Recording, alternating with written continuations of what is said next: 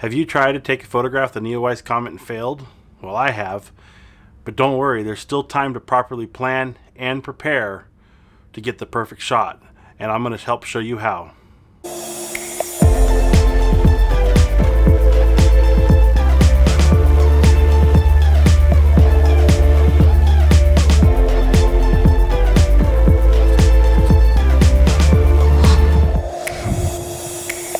Now, after making a few attempts to photograph the NEOWISE Comet, after just hearing about it online, I thought, I got to go out and get a picture of it. I went out early morning and tried to get a picture. I used my A7R II and the 100-400 G Master, and I got this image here. It is not at all what I wanted. Now, the problem I had was it was short notice for myself, and I tried to vlog it, and it was early morning, and I'm not a morning person. It didn't go well for me, and I wasn't very focused. By the time I got the location, I just thought of, off the top of my head, it was almost 5 a.m. The comet was up, but I didn't know where it was at. I couldn't see it with my naked eye like I had heard you could. You can't always see it. So the cameras led the way. By putting the camera into a picture mode and just taking an image of the sky, I found it right away.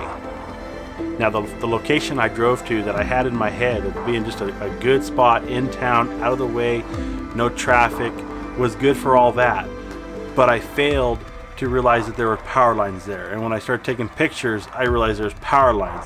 My first image of the comet had power lines in it. I mean, I just totally screwed it up. It was not what I wanted at all. So with that being the short window to get in there and get that shot, not knowing where it's at, not scouting my location, the image was a total failure. So the day before I went out to go take a picture of it, I had an ear infection. Then I tried to vlog it. I couldn't talk that morning. It was my cheek was so swollen up. It just didn't work out. So I planned to go out the next Saturday morning.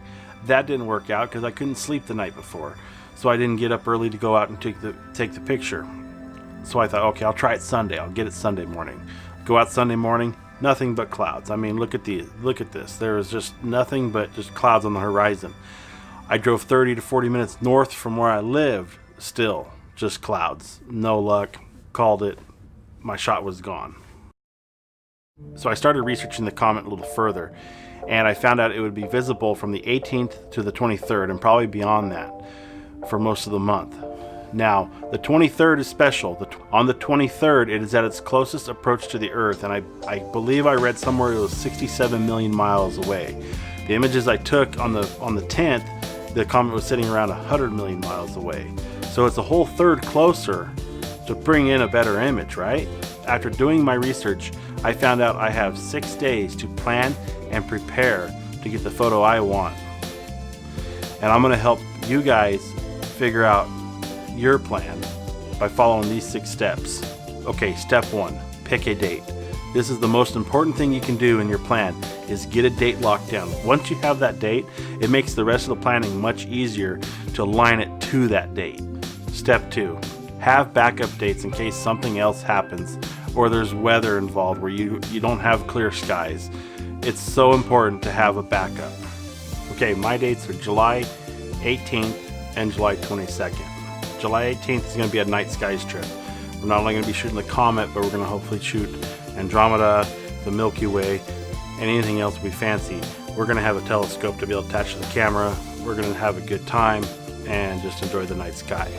Step 3, coordinate with your crew. This means getting your friends together, getting your photography buddy to set up on the same date as you, making sure that you guys can go out together and be safe and have a good time. I definitely don't advise going out in the middle of nowhere by yourself. Take a friend, even though that friend may hurt themselves and shorten the trip. Step 4, set a location. Now for me, I have 2 locations planned. The first night, I'm planning on going into some really dark skies to do a night photography trip.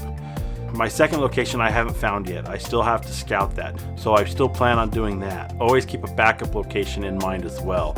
You never know if the weather or anything else is going to happen to your first location where you're going to have to fall back on a secondary location.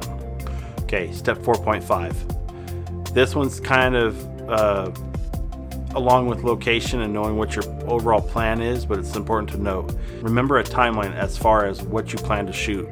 Now, my first location, I'm going to be shooting the Milky Way. I'm going to try to shoot Andromeda, which I've never tried before. So I have a lot of things I want to do, but I don't want to get sidetracked busy shooting the Milky Way, which is available all night long, when I've got a comet over here to shoot. So my window for the comet is 10 to 11 p.m. Now once I have that nailed and I know that's good, we'll move on to the next stuff. Step 5. Use Stellarium. Stellarium on the web is a phenomenal free program. It lets you go in, set a date and a time, and it'll show you the star arrangement and locations of objects at that time. You can also set the location which you plan to view those stars at, and once you have all the location and you have your date in, you can actually get a good plan as far as what's going to be available and the general location in degrees as far as where something's going to rise at or where the Milky Way band might be going up through the image at. And then in conjunction with that, you can then go into Google Maps or Google Street View and try to plan out your shot a little further and try to get a lay of the land.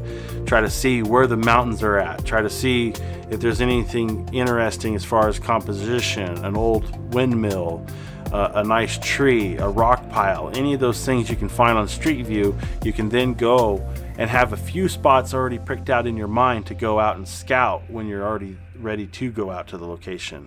The best solution is to go out and pre-scout the location ahead of time. Now, if you don't have time for that, I use Street View, but if you do have time, go out and look at those compositional ideas in your head during the daylight when it's a little safer. You can see the ground. Remember the hazards. Remember that, you know, hey, this there's a hole over here, but I really want to get over to these rocks. Just remember those kind of details. That way you'll be more prepared to have more time to shoot the image you hope to get. Step 6, go get that shot. A little planning goes a long way in getting better results, and you'll be more satisfied with the images you take. Have fun, and remember, it's about the experience. It has nothing to do with the once-in-a-lifetime chance to get the perfect shot of a comet. But have fun with it, enjoy the time, take your time, and a little planning goes a lot further in helping you get that perfect once-in-a-lifetime shot. Good luck out there. I can't wait to share my experiences with you, be it good or bad, and I hope to see your results as well. See you in the next video.